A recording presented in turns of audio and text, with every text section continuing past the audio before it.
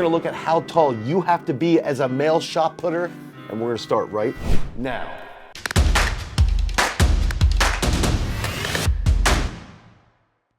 So one of my least favorite questions that I get asked by collegiate coaches, how tall is he? That's always like the first question that I get asked. How tall is he? Not what's his work ethic? You know, how far does he throw? How far does he throw is a pretty good measurement for how far someone's capable of being able to throw. How strong are they?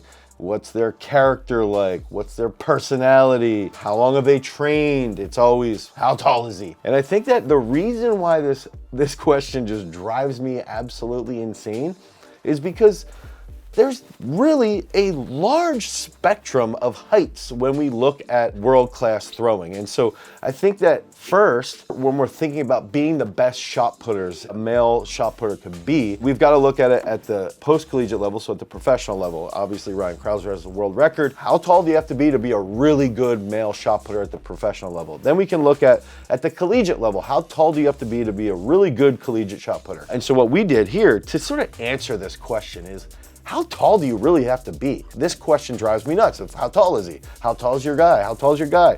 And never mind the fact that they've thrown a 16-pound shot 18 meters in high school. How tall is he? I wanted to just analyze, well, how tall do you really have to be to throw far? So we have in here all the information from 2011 and the top 8 competitors at the World Championships from 2011 all the way up to 2019. Okay, so this is just the World Championships. We don't have the Olympics for the men here. Going back to 2011, you can look at Majewski, Adam Nelson, Ryan Whiting, Marco Fortes, Reese Hoffa, Christian Cantwell, David Storrell, Dylan Armstrong, my old teammate, my old training partner. 2013, David Storrell, Ryan Whiting, Dylan Armstrong again. So now you can start to see these names popping in, and all the way up till 2019, Joe Kovacs, Ryan Krauser, Tom Walsh, Darlin Romani, Darrell Hill, Conrad Bukowecki, Jack O'Gill, and then Chuck Inequity. So now you can see how we've taken these top 8 and we've ranked their placement, and then we have their height next to them. Let's just take 2019. Joe Kovacs, 72 inches, so he's 6 feet tall. The best shot putter in the world is 6 feet tall. So why are we so concerned that somebody's not 6'5"? Ryan Krauser, 79 inches. Tom Walsh, 73 inches, so 6'1". Darlin Romani, 74 inches, 6'2". Darrell Hill, 75 inches, 6'3". Bukowecki, 75, 6'3". Jack O'Gill, 74, 6'2". Inequity, 71, so he's 5'11". That's 2019. Let's just play the game. We go backwards to 2017.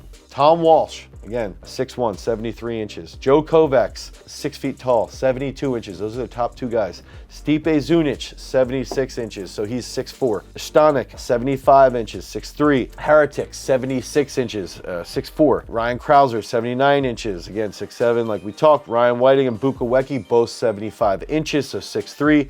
And then going back into 2015, we've got Kovacs winning again. And if you look at even in 2015, Storrell, he's 78 inches, so he's 6'6". O'Dane Richards, 70 inches. O'Dane Richards got 3rd in 2015 at 70 inches, so he's 5'10". Okay, so we can take this, and you can see how we're playing this game. What we did is we compiled all those world championships, and then we averaged everybody out. And if you average everybody out, the average height of a world-class shot putter, the best in the world, the absolute best, not the NCAA, not the Division I NCAA, not D2, not D3, the absolute best in the world, the average height is 74.8 inches, right around 6 feet 3 inches. So if we take that 6'3" mark, we understand that based off of standard deviation, we're going to see that most people are going to be between 6 feet tall and probably 6'5" to 6'6". Most world-class shot putters are going to be 6 feet to 6'6". Now, we've seen someone like O'Dane Richards. We see Inequity Chuck right now. He's one of the best in the world. I think he's one of the most clutch shot putters in the world. He's making every freaking final, and he's 71 inches. So if we take that and we are so hammered down on you have to be 6'3", 6'4", we're ignoring someone like Adam Nelson, who was 72 inches, just like Joe Kovacs, and they were slightly taller than Reese Hoffa. And Chuck is 71 inches, under 6 feet tall. So my whole debate here, to make myself feel better about pouting about that question of how tall they are, is that to me, as a coach who's recruiting someone, we should be analyzing, most importantly, how far have they thrown? 2, how long have they been throwing? 3, how strong are they in the weight room? 4, what's their work ethic like? 5, how well can they take cues and criticism? And then later on, maybe we hesitate if somebody who's a male is 5'5". But if they're over 5'9", 5'10", they're probably going to be capable of being an All-American at the NCAA level with good coaching, good communication, good programming, good technique, everything. Okay, especially when you start to look at how this breaks down. And so I think that that's the overarching lesson here, is that we know from science, physiologically, men and women do not reach their physical peak until 28 to 30 years of age. Physical peak, 28 to 30 years of age. And there's a lot of throwers, Joe Kovacs, who have hit PRs after that age. Because then you also see 28 to 30 is their physical peak, and then their mental peak is gonna be around 30 to 34. So somewhere in that 28 to 34 years of age, they're gonna have a physical and mental peak. So they're gonna be able to compete better, they're gonna handle stress better mentally, and they're gonna be able to line up their physical peak during those years more precisely.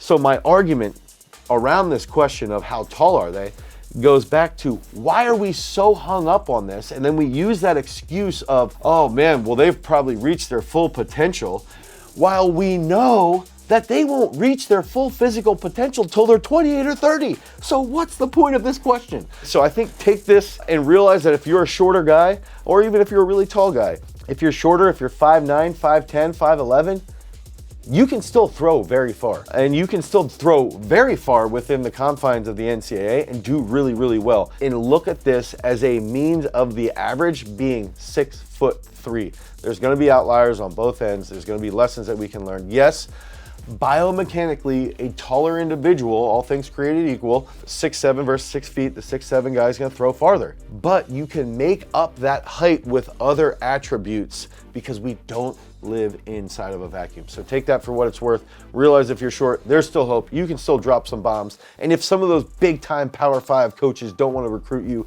because you're not 6'5", prove them wrong. Be the next John Kalmus, go to Monmouth University and drop some 19 mid throws and be a 4-time All-American, and you can still do damage at the NCAA. So I hope this is an interesting concept and a good analysis of how tall do you really have to be an elite male shot putter.